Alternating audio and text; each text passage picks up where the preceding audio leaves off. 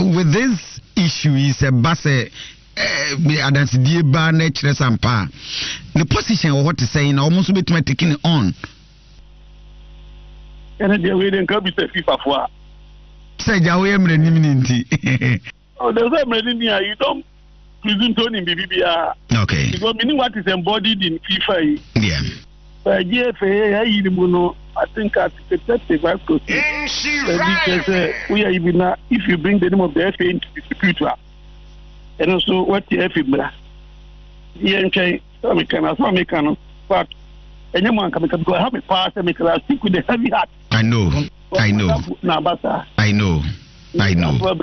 Madame Pupa, I stick with the heavy heart. I know. The him. Yeah, the first thing to someone here in Ghana. In China, almost him now you when I say, I don't know. I see.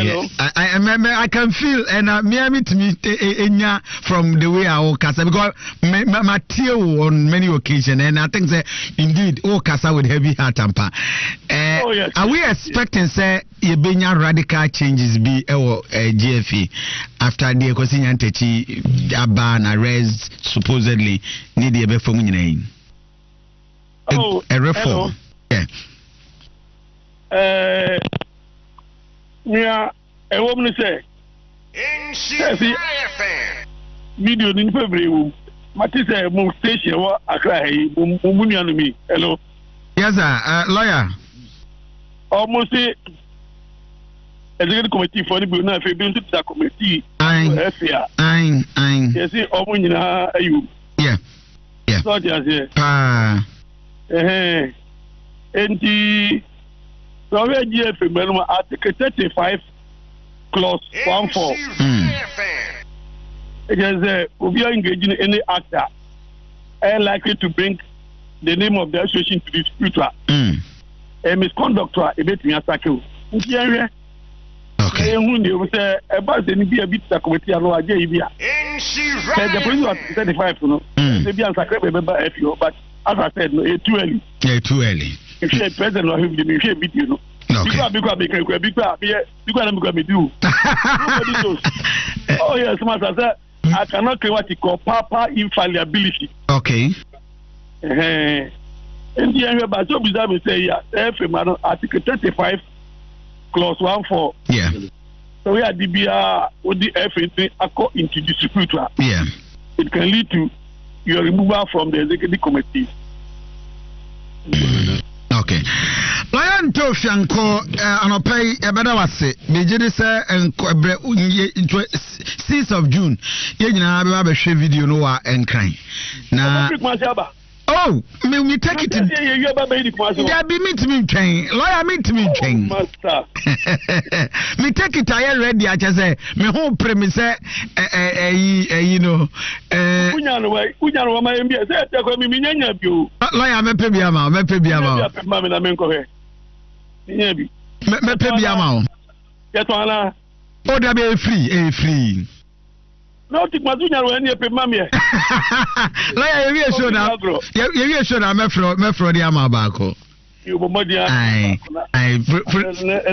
never court ameko say but me giri so betima hwe ni nyina akwa akosi I'm saying that me court my heart is down and I make us ye kwatena se na ye hwa international conference center hono ubetimi ahwe ni nyina akwa akosi almost 2 hours it is say at the doba where they are over here in the next 2 hours but where they are put you category over here is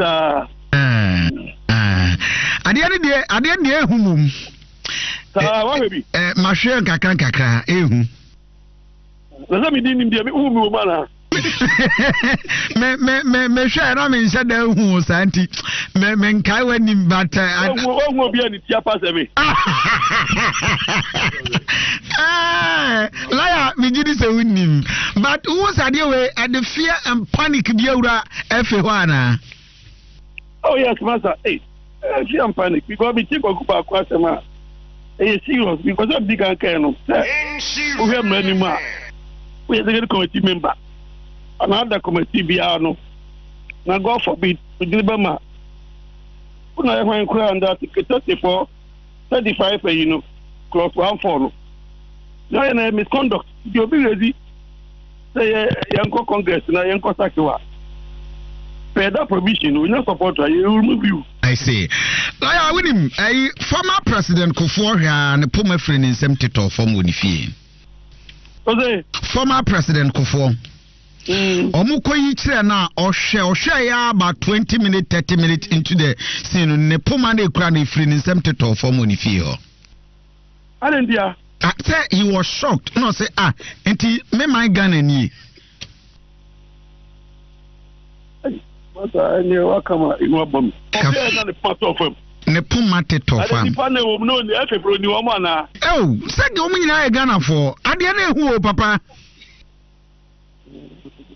Say nipa da sani sises kashe ne ntadiem no wadi bi hihye ne botom na ye di sika no te se de ye boga na donko mi no ade na ehun but lawyer anopa me ma me ba di kashe botom odi efe wana da bi Dubai me sorry cross my bobo me bi din but lawyer anopa me much grateful e wo bra wanya mayen I'm grateful. And I say 21 minutes past 7. Yenti de Kennedy Japan so aka wo issue. I want to state it clearly. One of the year politics here. Say who could go be hufi. And I call that down Kofu na a whole sitting president. Who did ding a Kojin Kofu Sika. What you wouldn't write is on your chum. Yachua, and no Jazzy do Koji. Come and defend yourself. And now sister, she's and Obabo Adiano. And Obiakwe. Media, I know from authority and what I've seen and heard and everything. He used the president's name. He needed to use the man to get the money or deceive the people. But said President Kufuor, any the Vice President Bawumia, any road minister, no money went to them. I want Ghanaians, MPP4, Ubia, and Kanakuma to him. And as Nagasa will come out, they never gave the money to the guy, and therefore no money went to the president. No money went to Vice President. No money went to the road minister. Or no Nagasa Crow charging $2 million, money $65,000. Just say, or how far? The way in New Mexico. Okay, we Ura Kennedy Akompreko Japan and I'm attending Kano, but Yentie Deputy Chief of Staff on also and some of the two jam. Now, you know, you might influence peddling. Say a day before dinner, and then say, oh, young person come and come on, woman, Penina Cassie, and I do and the Dada Nipa, and the boom. Abia, Sisa President Kwame Nkrumah mentioned that between them. Now, it's a true mayor. And this president has demonstrated since being in public life. Okay. Yetisi krum ama yene Ghana fobi akasa after enra asemi na bae yenti de Ghana fobi so kai a big opportunity, privilege Kesiema, your president, say, take this advantage, you know, this papantu, ma onye jano. They serving deterrent to the other people are almost taking advantage of the president's name. And the president dear, so big bolding and the two sana we are no problem. So go and mercy. And I'm to chama, thank you, my. The idea can not go funny in a gym. So, oh, dear term, Zayana, Yakos, don't be a camp. Yeah, because football association in the before after some discovery and this and my TC is a young question there and young chin and many him. I'm not a TC question. I am in the palm because already a month for Casse, Yanti and Anado, any part I ask MPP ni a month for Taka. The same person BBC about Monty and another Timaka say question in Quandia. Maybe I'm a force of possible among who say, Nanado Chino, it is over a month and yet any way chanting. It is only discovery. It is ordinary being a Fradia, another the corruption in his or he corruption. Okay, where are Ghana for be and so adventure and some outdoor or Edia but issues now air costing Nana and at the press conference and penning for this to say. Suppose potential investors into our country to part with various sums of monies. The president, as a responsible citizen, and indeed and in fact and more particularly as the chief custodian of our laws and enforcer of our laws, has had to consult and evaluate the content of this investigative piece. The President, after these consultations, is fully satisfied that a prima facie basis has been established for criminal investigations to be launched into the conduct of the President of the Ghana Football Association, Mr. Kwesi Nyantakyi, and any other accomplices that may exist. And therefore, the President has reported this matter to the legally sanctioned and mandated agencies of state, the Criminal Investigations Department of the Ghana Police Service, to commence investigations into this matter. I can confirm that the Criminal Investigations Department of the Ghana Police Service has since launched investigations into this matter. And if I may be specific, in aspects of the crime of defrauding by false pretenses, the investigations is ongoing. We want to assure the Ghanaian people that the President is determined to fight crime, fight corruption, fight influence peddling, fight bribery, and instill discipline, integrity, and honesty into our public life. It will not matter your status in society. And this is exactly what we have seen playing out in respect of this GFA matter. We will entreat countrymen and women to be calm and allow the legally mandated security services to conduct their investigations and conclude those investigations. And let me finally add that the President is absolutely determined to ensure that anybody who is found culpable in these investigations will be made to face the full rigors of the laws of our country. The President. Okay, we Deputy Chief of Staff and I'm attending cancer on the Edin Kobono. Now, Yansha Wana or the political line womo from Amayosimu Kitaudiebe ena eda the President of the Republic ene Kwesi Nyantakyi entemu na dientina Kwesi Nyantakyi ebitimi anya sa confident no de aka sisika no medibibe ko akoma wen yewo the former Deputy Sports Minister one at a point in time dealing with Kwesi Nyantakyi from the political angle Enra the post by say ono se ba se asemi ba na bi for no ho oba subject no ho e dia ma they needed investigation they trust oye. If I'm caught in the video I will apologize unimsa ya beti no na de en osusu se waye Joseph Yamin former Deputy Sports Minister. Mr. Amin anope mwati de be FM. Gobi na bibi aboko de. Nyame adaroma onzo bibi aboko. Na we interview sir. Unim say NDC for your vetting Gobi. Oh, I see. At the constituency another constituency level, vetting air cost. Oh, I see. I'm waiting as in our district. Sure. Meaning, if I'm caught in the video, I will apologize. And I also yamushisho. Is she right? I'm in chair. What you for the pay? Through NDC for our ATM. Could be no work as this year. Would you watch journalism until at least we have vast knowledge about how stories are written. A bit here or more chasey story, no akoye news no idea, but a bit so I would an interview to say the menu we are no making a story out of the interview. Mostly we decided on which headline or the Bama story, depending on the editorial policy of that news item. The last part of my interview. Okay.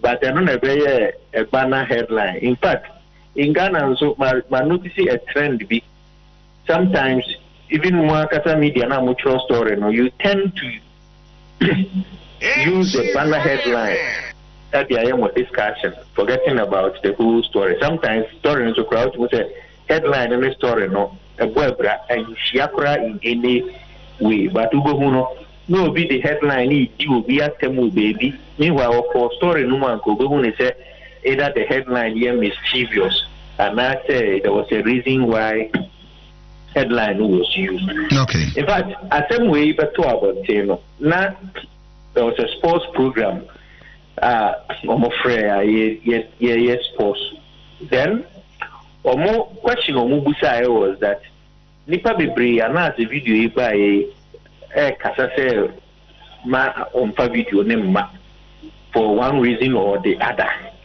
And do I also share the same view say because or an investigation that covers areas where you map pay also share that same view say man and video and man and my answer was that no video no and to me I have 99% sure chance to send me the emblem but there is still a possibility of 1% because so I have video now for politicians. I am a politician. I'm still a politician. I'm vying for the NDC Ashanti Regional Chairman position.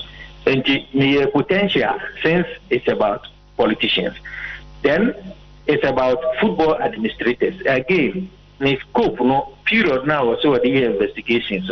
I happen to have served at the Ministry of Youth and Sports. And within 100%. Midi Emma at the Enuma. Let us say my dick have a video. But at least that 1% chance of me Babamu say, Bum, nay, so be able meeting, and I say, a man and a video, Nuna, me negotiate BB, which is criminal or bad in terms of leadership skills. Meaning any option than to apologize to Ghanaians and let the law take its course. Kofi, as I make the next morning, when I'm caught in the tape, okay. I will apologize. I mean, you share the Asamnan Kasasedi city. A young one with revelations are eba with Kwesinya Ntechi, Nipebinumo, GFO, Executive Committee near the day. Why are you hoping? Saying a whole city and Kasabat and at the air for Skabudia Yabudin. A young one. Well, could be Semekate and Yamawa because I've been at the Ministry of Youth and Sports.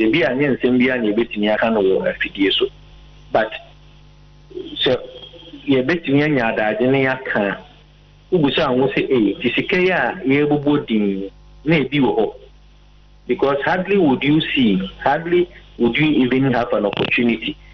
Memetana Youth and Sports will be a Mechiameda. Mamu any contractor via Ministry of Youth and Sports coming to me and say so after working on Nyoma Medawase Amasi Visa. So issues we about say, hey, so is it real at the whole? And that is why I wanted to come out so that going forward maybe to me what really is there. Because I suffered as a deputy minister for youth and sports. The perception, in fact, me call youth and sports, me penny back or so. The Excellency John Dramani Mahama of Kawasem Pao, because we deal with work to that is the only ministry that they deal with physical cash. In fact, we are the exact words of penny. Then go to ministry, there's no physical cash. But you know, ministry where mania interest want to run my office that. In fact, we go to Ministry of Youth and Sports. Now, Nika, I have to go and take the car of YEA Abuga Pele car no use as a JIDA coordinator. That time, no, I went in a seat to go to Parliament. It is our car na kata langus and krana a accident. In fact, you can ask anybody who knows this issue I'm talking about. I have to use Minika as a deputy minister of youth and sports. There was no car. Car is one of Monokovia, the mouse set in a more umpa. I see. It's an old patrol car. You know, our car, no youth and sports, Jida for appointee or more coordinator or mobile or Macano. I have to go to National Sports Authority to again go and take their car. Okay. I want to find out whether indeed some no man or more car or no horse or what they are. And then now amount for the deal Kwesinya Ntechi unya akwanya ne ye adwuma unnim ne saa No, that is why I'm surprised because many could see at least for so many times you better not say budget for a year Blaster matches but yeah budget and you go through the budget you be a stream you better be so any other but nowhere would you identify say if you am fine between a free baby then not to talk of it say be a yakobo we crown as you really be and find the advantage be also no then again we need to move to a tournament. For instance, we need to call a Chan tournament in South Africa. I led the team to Chan tournament. I call final. I have to come down for my minister to go for the final. We need to call Japan friendly match, Blasters Japan match. Any other. I never saw anything of such. At the I meet me a cassette. And in fact, not only question that, but others, many Georgia free in a team no call. Turkey under 20 where we won but nowhere did anybody sit down with me saying Kasa Bibi me PO minister bet me a tournament in be another BBC a free baby whether you agree or not agree. In fact, Turkey there make us say not the current minister for youth and sports Honorable Esiama was part of the team or no and Honorable Wuyome and the team here then had the core. And you can confirm from him. No, so I am surprised to say issues like this is coming out and Manfo Kansik Assembly. So if indeed it is true, then Kofi Makoya Jumagu. $5 million. Medianobama president, vice president, member of $3 million. President the Oshimbutum to say Kusia because me Madam Fonono. Question Antechi, would you submit to my cancer way now? Wouldn't the relationship with the president? Well, me change and cut a relationship because when you could see 9 years, we never talked about politics. Man tried to want to find out in the political affiliation which political party he belongs to. But the video no about one thing. President are taking an action on it, anything to go by. It's a outside football, and some performer a call on one. Didn't just go there for football issues, but went in there to want to do business. They are sure say before Obi Betini about Kofi Asante say Opesonia access to Yamin and our UBD or NDC. Now, say who was some link to either the NDC or the person Yamin Joseph and son of Obawanche. So I'm sure the investigators knew what they were doing and they might have followed issues to find out how close is Kwesi Nanteki to the presidency, how related. They are sure say it might have come out of a statement by the president. So Bekaya or Mapeni Media Kunya Ocean Central for Assembly Umukugusa and Fa FA no was you FIFA Mrai different from Ghana. That wasn't the same and you might know when they were in position. Ibia say Ghana footballers say Ibia Basa. But when they came to power, all of a sudden their position on GFA now who had a Siama was who is my best friend. In all this I've known him all this while the Aquacosi. Honorable Nina Tibanda making a statement said on only there he was attempted to be bribed. The Siama is a big lie. In fact, the Siama was defending the FA. When we are so question of President white paper on the World Cup issue, President Jemepramen Kayo himself statement Bissau. Clearly, it shows there is some link between the two of them, and so we are an investigative person. You may want to find out why President Nkoku position can easily change all of a sudden now that they are in power. So that I mean, you had the ABC. Why? Bibinia ebeti adi ho nkomo. Me this video no be hwe bi. Enti yenkoso ana yenhwe. Sis ebehia wan kran. We'll get in touch. Asemu 40 minutes past 7. Aisha 104.5 FM.